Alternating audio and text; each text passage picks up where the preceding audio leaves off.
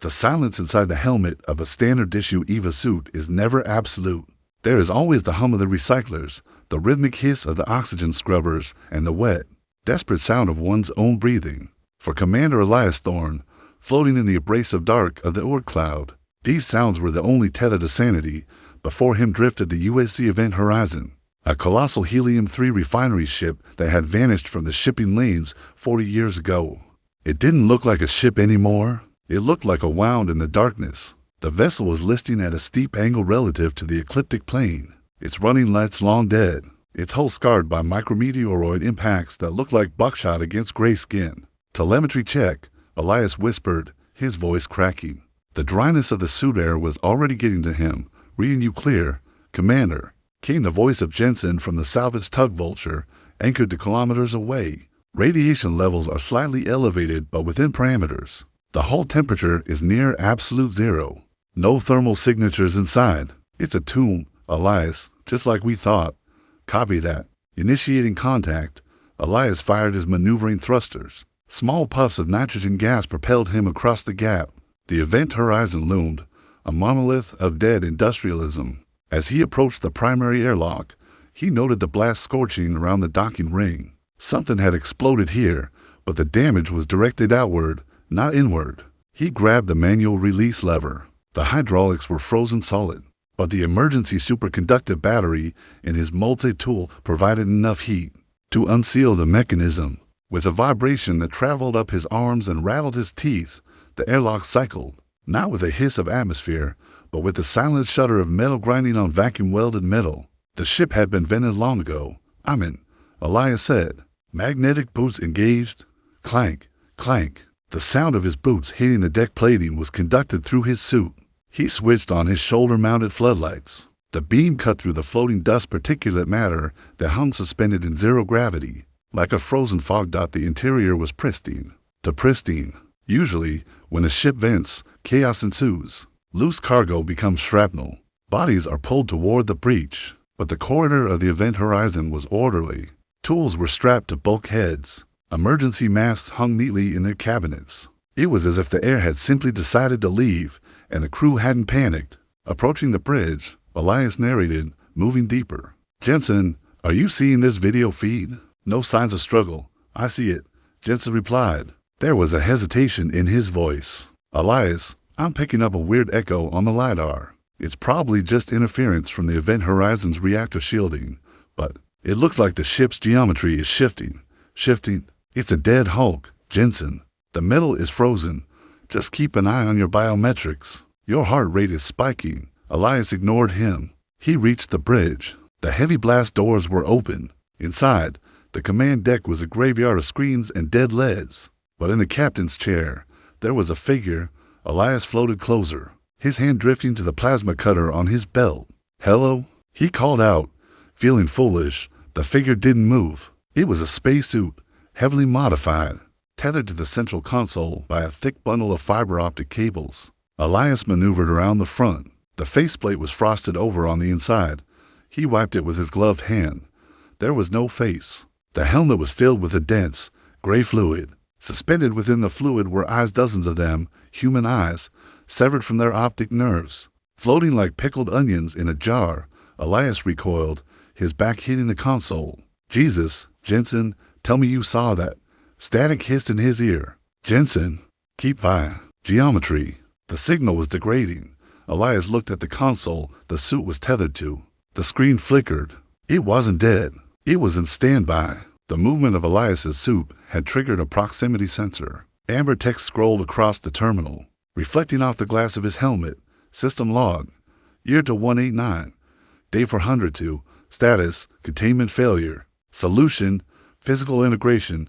Physical integration, Elias muttered. He tapped the console. Access logs. Last entry.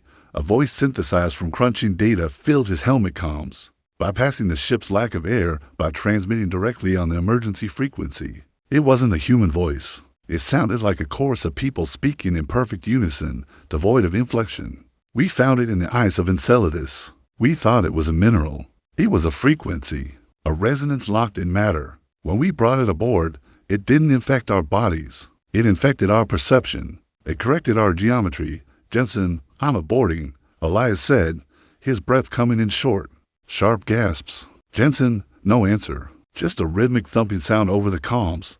Thump, thump, thump, like a heartbeat, but metallic. Elias pushed off the console, aiming for the door. But the door wasn't there. Where the blast doors had been, there was now a smooth, seamless wall of gray bulkhead.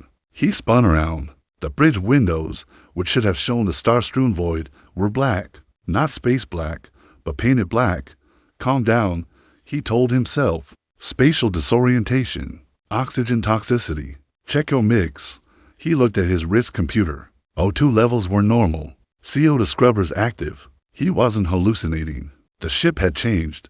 He turned back to the suit in the captain's chair. The gray fluid inside the helmet was churning. The floating eyes were rotating, all of them turning to face him.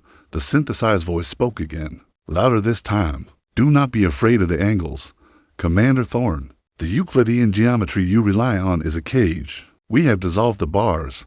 Who are you? Elias screamed, pulling his plasma cutter. The blue flame ignited, casting long, dancing shadows. We are the crew. We are the ship. We are the anchor. The bundle of cables connecting the captain's suit to the ship began to pulse. They weren't cables. They were veins. Thick, industrial tubing repurposed to carry biological slurry. The walls of the bridge began to sweat.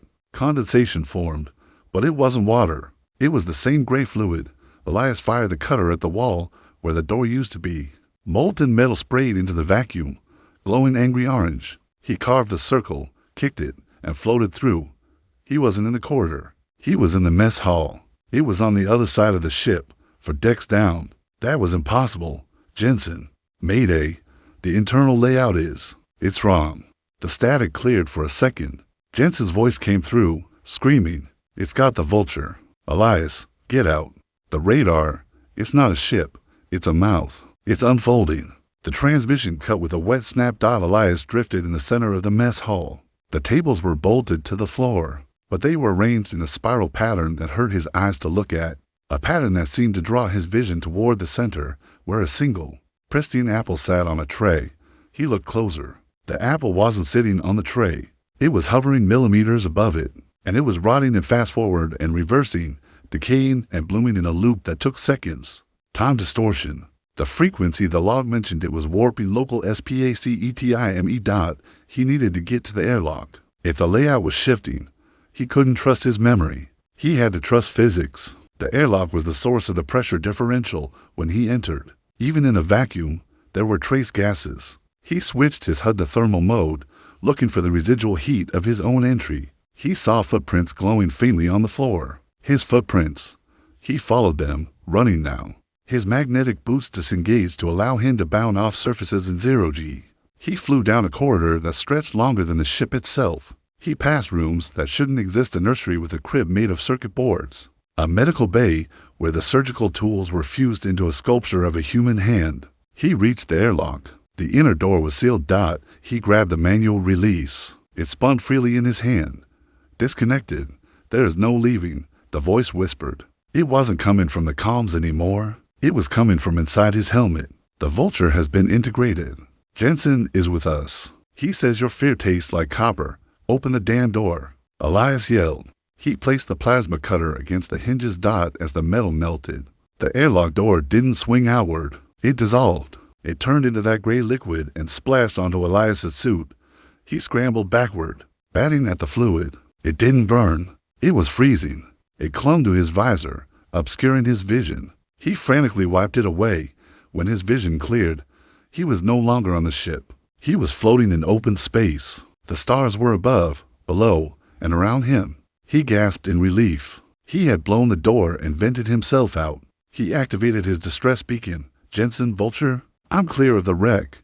He spun around to locate the salvage ship. There was no Vulture. There was no event horizon. There was only a colossal, fleshy structure made of metal and meat, shaped like a human ribcage the size of a city, floating in the dark. Inside the ribcage, planets rotated tiny, perfect models of the solar system. And in the center of the structure, where the heart should be, was a giant eye. It was thousands of meters wide. It stared directly at him.